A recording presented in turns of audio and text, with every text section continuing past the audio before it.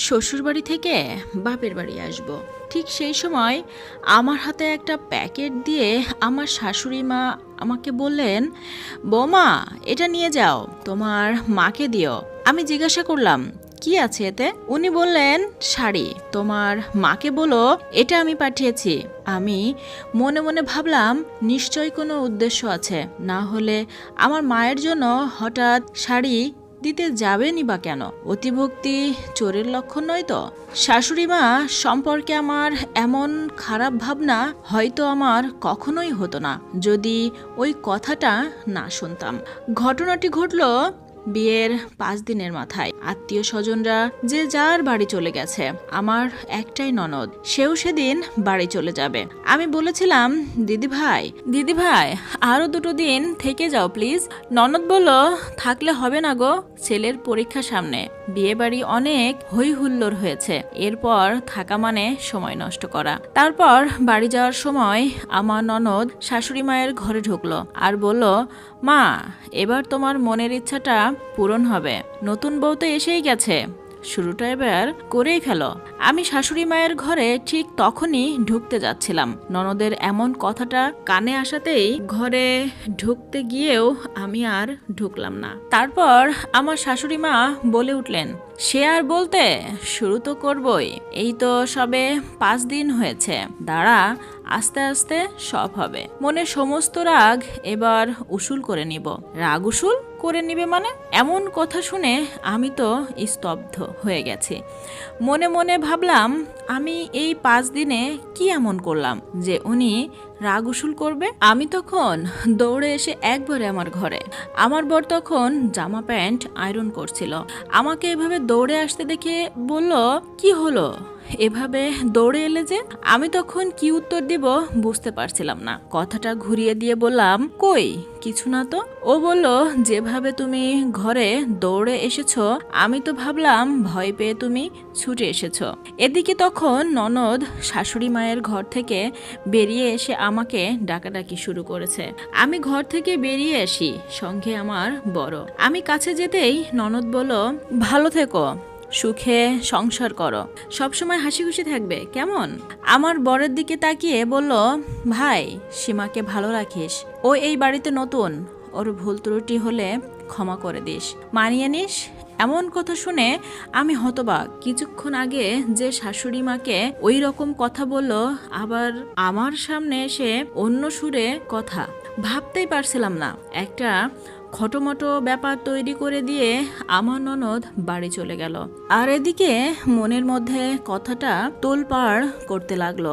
ভাবলাম, এ কেমন বাড়িতে এসে পড়লাম রে বাবা। শাশুড়ি মায়ের মনে অসৎ উদ্দেশ্য আছে জেনেই ভয় করতে লাগলো আমার। ভাবছি বাড়িতে ফোন করে কি মাকে জানাবো সবটা।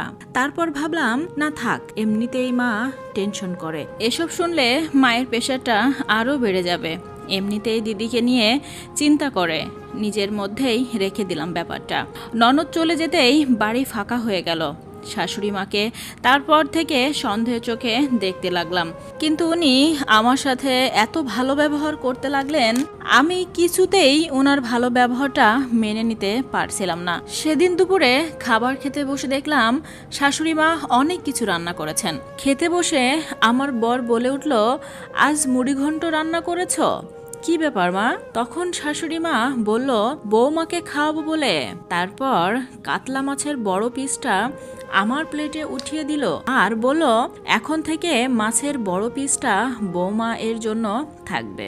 মনে মনে আমি তখন ভাবছি, মানুষ এত সুন্দর আর নিখুঁত করে অভিনয় করে কেমন করে? যার মনে খারাপ চিন্তা থাকে সেই মানুষটা আমার জন্য এত ভালো কিছু করছে। এতে আমার সন্দেহ আরো বাড়লো। শাশুড়ি মায়ের এই আদর যত্ন করাটা আমার কাছে খুব একটা ভালো ঠেকলো না তখন, কারণ মনের মধ্যে পুষে রেখেছি ওই দিনের কথাটা। তারপর আমি বাপের বাড়ি যাওয়ার সময় আমার মায়ের জন্য হঠাৎ শাড়ি পাঠানোটা আমার সন্দেহটাকে আরো বাড়িয়ে দিল। তারপর আমি বাপের বাড়ি গেলাম। আমার মা আমার শাশুড়ি মায়ের পাঠানো শাড়িটা হাতে নিয়ে তার প্রশংসায় পঞ্চমুখ, কিন্তু আমি খুশি হতে পারলাম না। ভাবলাম, চাকরি করা বৌমা পেয়েছে কি না, তাই এসব ন্যাকামি। কারণ আমি জানি এসব করার পিছনে একটা উদ্দেশ্য তো আছেই, স্বার্থ ছাড়া তো কেউ কিছু করে না। তখন মনে পড়েছিল আমার দিদির কথা। আমার দিদির বিয়ের পর তার শাশুড়ি ঠিক এমন যত্নটাই করেছিলেন। বুঝলাম নতুন বউ বাড়িতে আসলে প্রথম প্রথম এমন একটু আকটু সবাই দেখায়। আমার দিদিও প্রথম প্রথম তার শাশুড়ির খুব প্রশংসা করত। পরে দিদিও বুঝেছিল এই সব লোক দেখানো ছাড়া আর কিছুই না। আসলে দিদির স্যালারি টাকাটা তার শাশুড়ির হাতে তুলে দেয়নি বলেই এই অশান্তি। তারপর থেকে আদর যত্ন দিদির কপালে আর কখনোই জোটেনি। দিদির কথা ভাবলেই আমার চোখে জল চলে আসে। দিদির মতো শান্ত স্বভাবের মেয়ের কপালে ওই রকম একটা শাশুড়ি জুটবে কোনোদিন ভাবতেই পারিনি। দিদির বিয়েটা প্রেম করেই। শ্বশুরবাড়ির দিদির কোনো স্বাধীনতা নেই, অথচ দিদি চাকরি করলেও দিদি নিজের থেকে কিছুই করতে পারে না। বাবা মাকে যদি কিছু দেয় তাও আবার লুকিয়ে। যদি জানতে পারে শুরু হয় অশান্তি। অশান্তি শুধু দিদি শাশুড়ি করে না, জামাইবাবুও অশান্তি করে এই নিয়ে। জামাইবাবু বলে, মেয়ে বিয়ে হয়ে যাওয়ার পরও তোমার বাবা তোমার থেকে হাত পেতে টাকা নেয় কি করে? অথচ বিয়ের আগে জামাইবাবু কত ভালো মানুষই ছিল।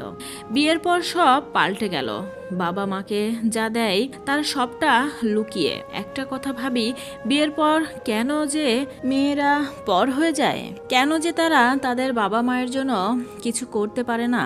চাকরি করা মেয়েরা তার বাবা মায়ের জন্য কিছু করলে কেন সবাই এত অশান্তি করে? আমি ঠিক করে রেখেছিলাম আমাকে যেন দিদির মতো না হতে হয়। তাই যা করব লুকিয়ে নয়, প্রকাশ্যেই করব। বাবা মায়ের জন্য কিছু করতে গেলে কেন লুকিয়ে করতে হবে? কারণ আমি তো চাকরি করি। বাপের বাড়ি থেকে ফেরার পর আমার শাশুড়ি বলেন, ঘরের কাজটা যেমন কাজ, বাইরের কাজটাও তেমনি কাজ। তুমি যেহেতু চাকরি করো, তোমাকে আগে সেদিকটা সামলাতে হবে। বাড়ির রান্না বান্না আমি সামলে নিব। ছুটির দিনে তুমি চাইলে রান্না করতে পারো। এমন কথা শুনে আমি ভাবলাম, এত ভালো মানুষ উনি, কি জানি এর পিছনে কোনো আবার উদ্দেশ্য আছে কিনা। যতদিন যাই ততই আশ্চর্য লাগে। মানুষটাকে নতুন রূপে দেখি। সকালে টিফিন থেকে শুরু করে জলের বোতলে জল ভরে দেওয়া সবটাই করে দেয়। যেমন নিজে ছেলেরটার করেন তেমনি আমারটাও করেন। 2 মাস, 5 মাস, 7 মাস এভাবেই কেটে গেল একটা বছর। কিন্তু মানুষটার কোনো পরিবর্তন আমার চোখে পড়ল না। যত দিন যায় তত ভালোটাই চোখে পড়তে থাকলো। বৌমার যত্নের কোনো ত্রুটি তিনি করলেন না। অবাক করা বিষয়, আমার মাসিক বেতন নিয়ে তিনি কখনোই মাথা ঘামাতেন না। আমার বর না, আমার শ্বশুরও না, আমার শাশুড়ি, কারোর কোনো মাথা ব্যথা নেই। আমার ইচ্ছে মতো টাকা আমার বাবাকে দিই, আর সেটা আমার বর, শ্বশুর, শাশুড়ি সবাই জানে। আমার ইচ্ছে মতো বাপের বাড়ি যাই। আমার স্বাধীনতায় কোনো রকম হস্তক্ষেপ নেই। যখন ইচ্ছে হয় আমার বাবা মা আমার শ্বশুর বাড়িতেও আসে। মেয়ের শ্বশুর বাড়ি যে আমার বাবা মা কতটা সম্মান পায় সেটা বলে বোঝাতে পারবো না। আসলে আমার বাবা মায়ের জন্য লুকিয়ে কিছু করি না। তবে এটা নিয়ে কাউকে কখনো অভিযোগ করতে দেখিনি। শাশুড়িকে যেহেতু সন্দেহের চোখে দেখতাম, সব ভালো কাজের পরেও তার গতিবিধি নজরে রাখতাম। একদিন আমি আড়াল থেকে শুনতে পাচ্ছি, ও বাড়িতে বৌমার বাবা মা আছে। তুই যে আমার জন্য এত সুন্দর একটা শাল কিনেছিস, বৌমার মায়ের জন্য কিনেছিস। তুমি আমাকে কি ভাবো বলো তো মা? আমি কিনবো না সেটা কখনো হয়? ছেলে মেয়ে মানুষ করা তো এজন্যই। আর জানি এই কর্তব্যটা তোর আছে। আমার শাশুড়ি মা বলতে লাগলেন, ওই যে বৌমা আমাদের জন্য এত কিছু কিনে কেটে আনে, সেটা আমাদের পরম সৌভাগ্য। মেয়েটা বড় ভালো রে, জানিস নিজের বাবা মায়ের জন্য কত কিছু করতে পারছে। এটা দেখেই ভালো লাগে। ছেলে হোক আর মেয়ে হোক, বাবা মা তো কষ্ট করেই মানুষ করে তাদের। উচিত তো বাবা মাকে দেখাশোনা করা, তাই না? মেয়েটা কর্তব্য কর্ম দেখে ভালো লাগে। তোর বাবাও তাই বলে। নিজের বাবা মায়ের জন্য কিছু করতে পারার মধ্যে এত সুখ আর কিছুতেই নেই। আমি সেটা পারিনি, সেটা আমার বৌমা করে দেখিয়েছে। নিজের অপূর্ণ ইচ্ছেগুলো যদি সন্তানদের মধ্য দিয়ে পূরণ হতে দেখি তার মতো আনন্দের আর কিছুই নেই। আমিও এক সময় চেয়েছিলাম, জানিস, আমি বাবা মায়ের একমাত্র মেয়ে ছিলাম, চাকরিও পেলাম, ভেবেছিলাম বিয়ের পর চাকরি করে বাবা মায়ের জন্য অনেক কিছু করব। তোর বাবা মেনে নিলেও তোর তোর দাদা ঠাকুমা মেনে নিল না। বিয়ের পর আমার চাকরি ছাড়তে বাধ্য করলো।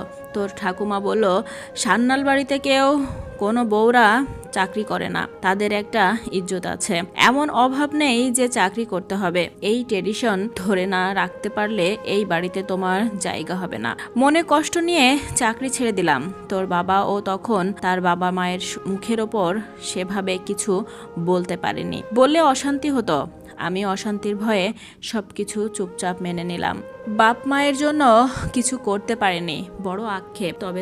তবে তোর বাবা লুকিয়ে লুকিয়ে হেল্প করে গেছে অনেক। একটা রাগ আমার বরাবরই ছিল, বাড়ির বউকে তার বাবা মায়ের জন্য কিছু করতে না দেওয়াটা অপরাধ। আমি প্রতিজ্ঞা করেছিলাম সান্নাল বাড়ির এই ট্রেডিশন আমি একদিন ভেঙে দেব। সান্নাল বাড়ির বউ হয়ে এর পরে যে আসবে সে যেন চাকরি করে, সে যেন তার রোজগারের টাকা দিয়ে তার বাবা মাকে ভালো রাখতে পারে। বাড়ির বউকে অবহেলা নয়, কষ্ট দেওয়া নয়, তাকে যত্ন করতে হবে। সান্নাল বাড়ির ট্রেডিশন হবে এটাই, যা আমি পাইনি তা আমার বৌমা পাক, যা আমি করতে পারিনি তা আমার বৌমা করুক, তাতেই আমার শোক। কথাগুলো শুনে আমি দৌড়ে রুমে চলে আসি। নিজেকে আর ধরে রাখতে পারিনি। মুহূর্তের মধ্যে চোখটা ঝাপসা হয়ে গেল। আয়নার সামনে গিয়ে দাঁড়াই, নিজেকে দেখে নিজেই লজ্জিত। একটা সহজ সরল মানসিকতাকে কত খারাপ দৃষ্টিতে দেখেছিলাম আমি। মনে মনে ক্ষমা চেয়ে নি সেই আদর্শিনীর কাছে, যিনি নিজেই একটা ট্রেডিশন হয়ে গেছেন। অতীতে ঘটে যাওয়া একটা রাগের প্রতিশোধ কেউ এভাবে ভালোবেসে উসুল করতে পারে বলে আমার ধারণা ছিল না। যে ট্রেডিশন মানুষকে আঘাত করে কষ্ট দেয়, সেই ট্রেডিশনকে বদলে দেওয়াটা হয় ভালো মনের পরিচয়। আজ আমার বাবা মায়ের জন্য এত কিছু করতে পারছি, নিজেকে ভালো রাখতে পারছি, এই মানুষগুলো আমাকে সহযোগিতা করছে বলেই। একটা ভালো পরিবেশ পেয়েছি বলেই নিজের মতো চলতে পারি, যা আমার দিদি পায়নি। আমার ভুলটা ভেঙে যায়, তারপর থেকে সবকিছু ঠিকঠাক মতোই চলছে। বাড়ির ট্রেডিশন আমাকে দিয়েই বদলে দিয়েছিল আমার নিচু মানসিকতাকে। আসসালামু আলাইকুম, কেমন আছেন সবাই? আশা করছি ভালো আছেন। এতক্ষণ যে গল্পটি শুনলেন সেটা আমার জীবনের গল্প নয়, লেখক সরজিৎ ঘোষের একটি গল্প, যার নাম হলো সান্নাল বাড়ির ট্রেডিশন। গল্পটি যদি ভালো লাগে বেশি বেশি শেয়ার করবেন, অবশ্যই আমার পেজটা ফলো করবেন। দেখা হচ্ছে পরবর্তী কোনো ভিডিওতে। আল্লাহ হাফেজ।